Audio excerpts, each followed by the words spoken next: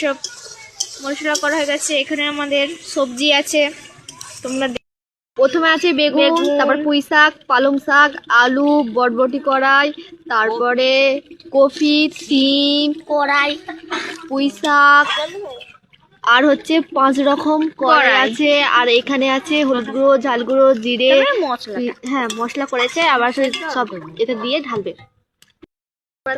দেখতেই থাকো। বন্ধুরা প্রথমে হচ্ছে কড়াই দিয়ে দিয়েছে বেগুনের ওপরে, সবকিছু কষে নি। তোমরা দেখতে পাচ্ছ সব অন্ধকারেতে আমি লাইট মেরেছি, সব অন্ধকারেতেই হচ্ছে, কেন এদিকে বাইরে লাইটটা মতো লাগাইনি, একটুখানি অসুবিধা আছে। তা তোমরা আমাদের সাথে থাকো। এবার দেখতে পাচ্ছ বন্ধুরা ওইটা কষানো হয়ে গেছে আর এইটাও কষা হয়ে গেছে জিনিসগুলো। এবারে ঢালা হচ্ছে এটা, দেখো বাবা যা ভাব। এবারে ঢালা হয়ে গেছে। আর সব গোটা রান্না মানে সবকিছু গোটা গোটাই হয়, বড় বড় সাইজ করে কেটে সেদ্ধ করা হয় মশলাপাতি দিয়ে।